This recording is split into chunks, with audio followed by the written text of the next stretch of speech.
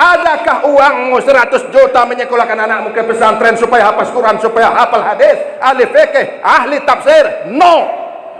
Lalu nanti bagaimanakah engkau menjawabnya di hadapan Allah? Jutaan, ratusan juta uangmu untuk anakmu sekolah umum, tapi untuk agama tidak ada 1 juta pun. Alhamdulillah, alhamdulillahi rabbil alamin, hamdas syakirin, hamdan na'imin, asyhadu an la ilaha illallah, asyhadu anna muhammadar rasulullah. Allahumma salli wa sallim ala sayyidina Muhammadin wa ala ali sayyidina Muhammadin sahibil busra, salatan tubassiruna biha wa ahlana wa auladana wa jami'a masyayikhina wa muallimina wa talabatana wa talibatina min yaumina hadza ila yaumil akhirah. Allahumma salli wa sallim ala sayyidina Muhammadin karimil aba'i wal ummahat, karimil auladi wa dzurriyyat, karimil a'mali wal iradat, karimil af'ali wan niyyat. Amma ba'd. Ayuhan nas ittaqullah, ittaqullah, takutlah kepada Allah haqqa tuqatih, betul-betul takut, bukan pura-pura, bukan pemanis kata saja. Ittaqullah. Qala ta'ala, a'udzu billahi minasy syaithanir rajim. Bismillahirrahmanirrahim.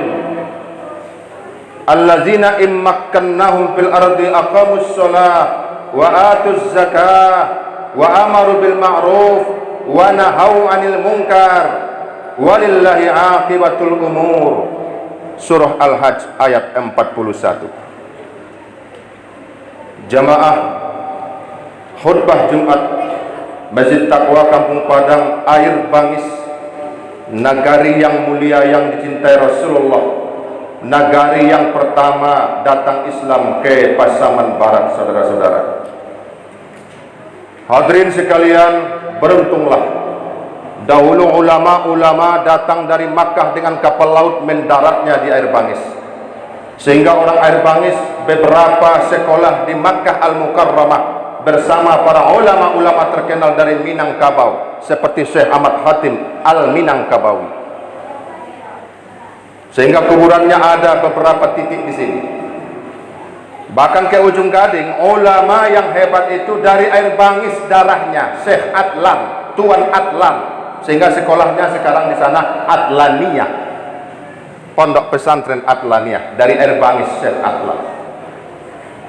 Orang tuanya dulu menjual harta, mengorbankan uang, menyekolahkan anaknya beribu-ribu kilo ke Makkah Al-Mukarramah, ke Madinah, agar menjadi alim, ulama, menjadi orang yang hafiz, banyak hafal Quran dan hadis.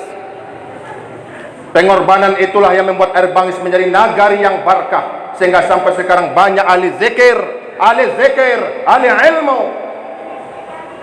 Ada Buya Ahmad, ada ustadz lain hebat, saudara-saudara. Tapi kenapa itu terjadi? Sebab orang tua mereka berkorban dengan hartanya, dengan perasaannya melepas anak sekolah. Lalu kenapa hari ini, saudara-saudara hadirin, mereka lebih suka menghabiskan uangnya untuk menyekolahkan anaknya? 100 juta masuk ini, 300 juta masuk kedokteran misalnya. Adakah uangmu 100 juta menyekolahkan anakmu ke pesantren supaya hafal Quran, supaya hafal hadis, ahli fikih, ahli tafsir? No. Lalu nanti bagaimanakah engkau menjawabnya di hadapan Allah? Jutaan, ratusan juta uangmu untuk anakmu sekolah umum, tapi untuk agama tidak ada 1 juta pun. Betapa lecehnya engkau kepada agama ini. Ditelepon anakmu dari Jakarta, ya ada buku ini, belinya 3 juta, oh dikirim itu. Kalau tidak ada, minjam sana sini. Yang penting anaknya lulus. Tapi datang anaknya menangis dari tempat pengajian TPA. Ya, kata guru tuh kita beli Quran baru, beri Iqra. Oh, tidak ada uang. Inikah yang dinamakan umat Muhammad?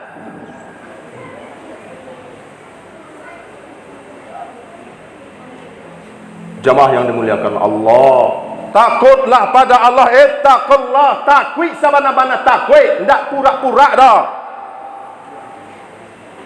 Mobil barumu 200 juta, 300 juta. Fortuner bisa 600 juta. Pajero bisa 600 juta.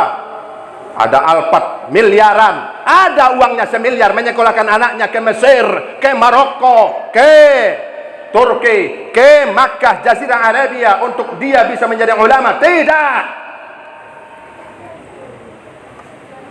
Lalu dia mendoa menangis, ya Allah surga. Tidak ada surga buatmu. Sebab amwaluka, hartamu, bukan untuk agama. Nafsuka, dirimu, bukan untuk agama. Anakmu itu bagian dirimu. Anak saya bagian dari saya, darah daging saya dari tulang sulbi saya. Diri saya tidak saya korbankan pada agama. Tidak ada surga buatmu. Itu anakmu dari dirimu. Kirim dia jauh-jauh sekolah agama kalau tidak ada di sini. Seperti dahulu orang-orang Erbangis mengirim anaknya ke Makkah. Puluhan tahun baru pulang. Entah mati entah hidup, tak peduli ayahnya. Yang penting, ya Allah, ya Allah, saya titipkan anakku kepadamu. Mau tenggelamlah di lautan, mau mati dimakan, matilah. Yang penting saya telah laksanakan tugasmu, ya Allah. Amar ma'ruf nahi mungkar. Umat ini jika tidak ada menyuruh kebaikan, melarang kemungkaran di satu daerah, tenggelam dia. Tenggelam.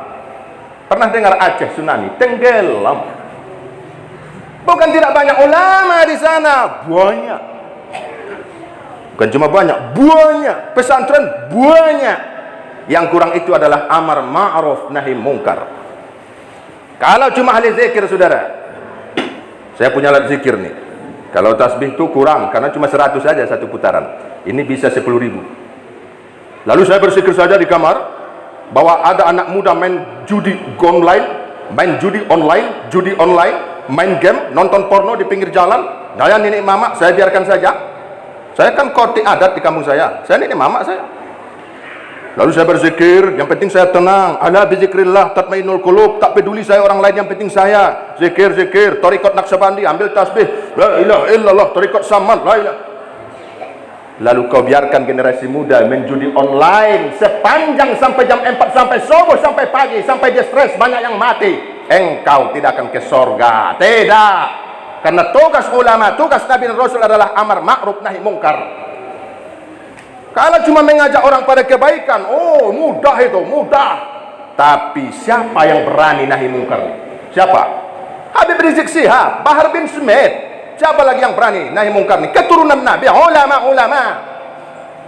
Tuan Syekh Adlan dia di ujung Gading membuat nahi mungkar. Akhirnya murid-muridnya menjadi ulama, banyak menjadi pendakwah. Salah satu muridnya itu sekarang tuh di Kota Padang itu Ustaz Blazer namanya, hebat sekali. Karena dia amar ma'ruf nahi mungkar, korbankan harta buat pesantren, gaji gurunya. Hidup agama nih. Mana pesantren di Erbangis?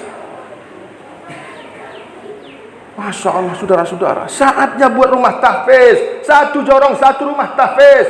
Setiap rumah satu anakmu santri, satu polisi, satu dokter, satu tentara, satu dosen, satu punya bagan. Bagus itu. Kenapa semua anakmu 8 semuanya ke umum, tidak ada yang menjadi santri? Bagaimana kau menghadapi Allah nanti di akhirat?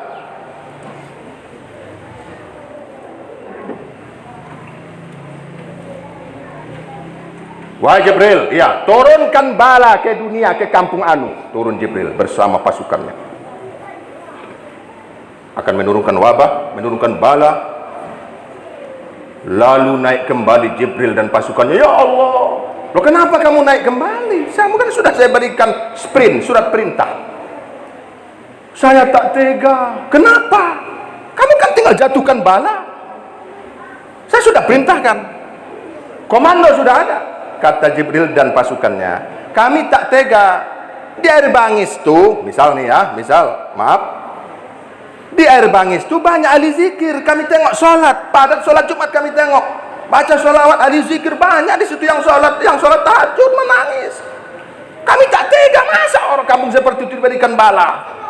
Kata Allah, justru berikan bala pertama pada mereka yang sholat itu, yang ahli zikir itu, yang rajin ke masjid itu. Kenapa ya Allah? Karena tidak pernah keningnya berkerut, tidak pernah marah melawan kemungkaran di kampungnya.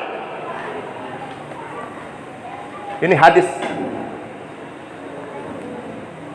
Maka jangan heran jika ada anak ustaz, anaknya narkobais. Jika ada nenek mama, anaknya pecandu sabu. Kenapa tidak bergerak melakukan nahi mungkar? Diturunkan pertama azab kepadanya, anaknya jadi durhaka, istrinya jadi selingkuh, keluarganya berantakan. Hati-hati pemimpin. Jika engkau melihat kemungkaran, falyughayyirhu biyadihi, robah dengan kekuasaan, dengan tanganmu. Ayah berkuasa pada anak, nenek mama berkuasa pada cucu kemenakan, jorong berkuasa kepada warga, nagari dikuasai oleh wali nagari berkuasa pada warga, camat berkuasa pada warga.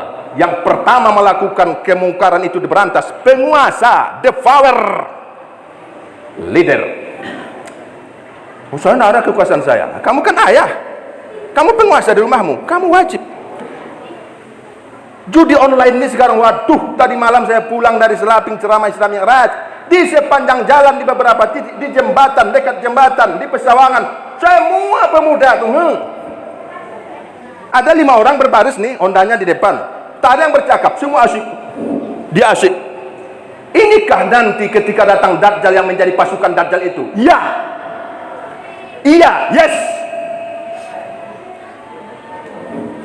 Teknologi disebar dengan mudah supaya umat nih, generasi muda jauh dari agama. Ada yang asik 1 jam anak kita lihat Al-Quran, balik, makan sebentar, balik lagi. Tidak, yang asik lihat HP, lupa dia makan, lupa dia tidur.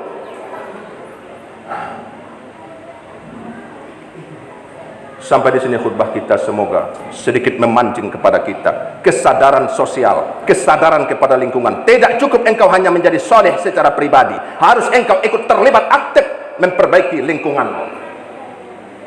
Ku ampusakum wa ahlikum naro, ditambah lagi ku ampusakum wa ahlikum naro, ampungmu, kampuangmu, nagarimu, your state, negaramu. Barakallahu li wa lakum wa nafa'ani wa iyyakum bima fihi minal ayatil hakim, taqabbal minni innahu huwas samiul alim.